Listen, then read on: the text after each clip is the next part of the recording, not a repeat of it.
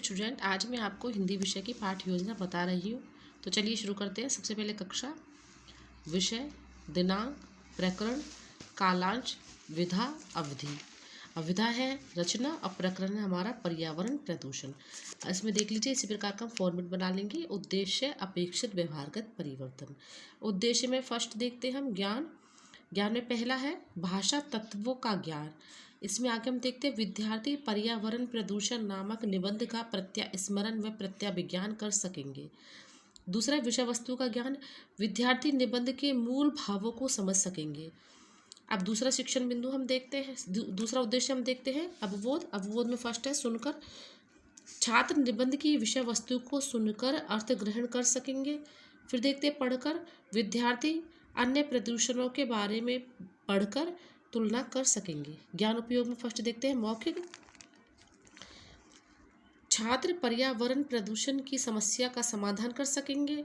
लिखित में हम देखते हैं छात्र निबंध को लिख सकेंगे, इससे उनकी लिखित अभिव्यक्ति का विकास होगा। कौशल, कौशल में हम देखते हैं छात्र पर्यावरण प्रदूषण को रोकने का चित्र बना सकेंगे। दूसरा, पर्यावरण की रक्षा के लिए छात्रों में सकारात्मक भावों का विकास होगा। आगे देखते हैं हम अभिरुचि, हिंदी में निबंध के प्रति रुचि का विकास। छात्र निबंध से संबंधित तथ्यों के बारे में अधिक जानकारी प्राप्त कर सकेंगे। छात्र अन्य निबंधों को पढ़ने में रुचि लेंगे। फिर हम देखते हैं अभिवृत्ति, छात्र पर्यावरण प्रदूषण के बारे में सृजनात्मक दृष्टिकोण विकसित कर सकेंगे। दूसरा है छात्र दुष्प्रभावों के प्रति नकारात्मक दृष्टिकोण विकसित कर सकेंगे। अब आगे हम देखते हैं सहायक सामग्री। सहायक सामग्री में कक्षा, कक्षोपयोगी सहायक सामग्री जैसे लपेट फलक, झाड़न, श्वेतवर्तिका, संकेतक आदि।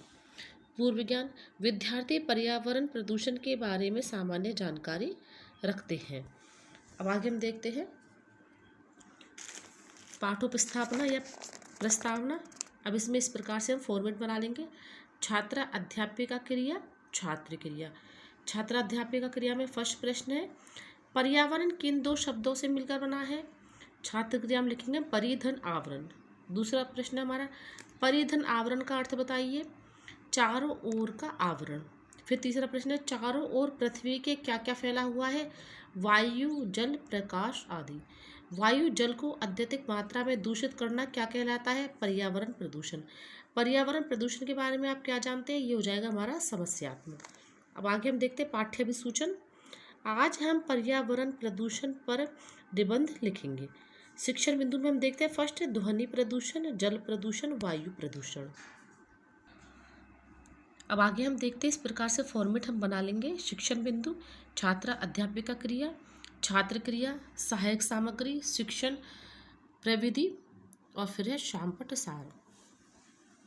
शिक्षण इसमें शिक्षण बिंदु में फर्स्ट प्रथम भाग, और प्रथम भाग में है ध्वनि प्रदूषण। इसके विकासात्मक प्रश्न में पहला प्रश्न देखते हैं पृथ्वी के चारों ओर फैला हुआ आवरण क्या कहलाता है, पर्यावरण। दूसरा प्रश्न है पर्यावरण में किन किन मुख्य तत्वों का संतुलन है, भूमि, जल, वायु, प्रकाश आदि। तीसरा है भूमि, जल, वायु आदि का असंतुलन हो जाने को क्या कहते हैं, पर्यावरण प्रदूषण। पर्यावरण में किन किन कारणों से ध्वनि प्रदूषण हो रहा है, ये हो जाएगा हमारा संभावित। अब शामपट सार में हम देखते हैं ध्वनि प्रदूषक कारक, ध्वनि विस्तारक यंत्र जैसे ट्रेन, बस, ट्रक, वाहन, कल कारखाने आदि। अब यहाँ पर हम कोई भी ध्वनि प्रदूषण से रिलेटेड एक मिनिएचर लगा देंगे। आगे हम देखते हैं छात्रा अध्यापिका कथन। माइक, रेलगाड़ी, ध्वनि प्रसारक यंत्रों, वाहनों से ध्वनि तेज होती है, अधिक शोर से आदमी बहरा हो जाता है, छोटे बच्चे डर जाते हैं जिससे उनका दिल कमज़ोर हो जाता है। छात्र के नाम लिखेंगे हम, छात्र ध्यानपूर्वक सुनेंगे। फिर आगे हम देखते हैं द्वितीय भाग में है वायु प्रदूषण। इसके विकासात्मक प्रश्न में पहला प्रश्न है पेड़ पौधे की अत्यधिक मात्रा में कटाई के कारण क्या क्या है। फिर है वायु प्रदूषण। दूसरा प्रश्न है वायु प्रदूषण होने के क्या कारण है, कारखानों की धुआं, गाड़ियों के धुआं आदि से। तीसरा प्रश्न है वायु प्रदूषण को रोकने के 2 उपाय बताइए, ये हो जाएगा संभावित उत्तर। अब देख लीजिए इस प्रकार से हम वायु प्रदूषण का चित्र बना देंगे, कल कारखानों से निकलने वाले धुआं, वायु प्रदूषण के रोकने के उपाय, पेड़ पौधे लगाना, अत्यधिक वृक्षारोपण करना, और इधर मोटर गाड़ियों से निकलने वाली धुआं। अब आगे हम देखते हैं शामपट सार में वायु प्रदूषण, वाहन, डीजल, पेट्रोल, मृत पशु, दुर्गंध, कल कारखानों की चिमनी आदि से निकलने वाले, चूल्हे, धूम्रपान आदि से निकलने वाले धुएं से।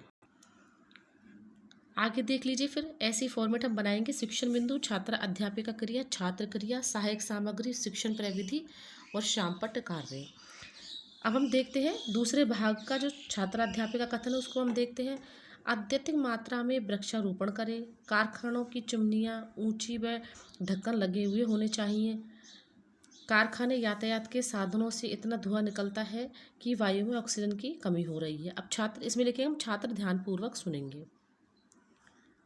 अब तीसरा भाग है जल प्रदूषण। इसके विकासात्मक प्रश्न में पहला देखिए, हैजा, चर्म रोग, पेट की बीमारी आदि किसके कारण होती है? जल प्रदूषण के कारण।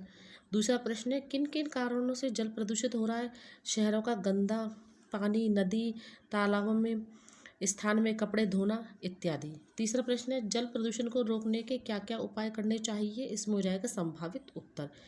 अब देखते हैं हम सहायक सामग्री में इस प्रकार से हम लगा देंगे, पर्यावरण प्रदूषण, जल प्रदूषण, इसमें रासायनिक पदार्थ मिल रहे हैं नदी में, ऐसा हम एक मिनिएचर लगा देंगे।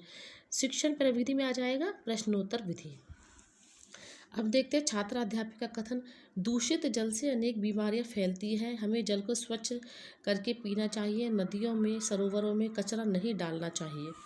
शामपट कार्य में देख लीजिए, जल प्रदूषण, शहरों का गंदा पानी, मलमूत्र, कचरा, नदी तालाबों में स्नान करना, कपड़े धोना आदि के कारण जल प्रदूषण होता है। अब आगे देख लीजिए अभ्यास कार्य, क्योंकि जो भी रचना के लेसन होते हैं उनमें मूल्यांकन प्रश्न नहीं होते, अभ्यास कार्य होता है। अभ्यास कार्य में देख लीजिए, हाय वायु, ये वायु, जल, भूमि प्रदूषित, अब हम कैसे स्वस्थ रहेंगे? सचमुच प्रदूषण ने हमारे स्वास्थ्य पर प्रश्न चिन्ह लगा दिया है।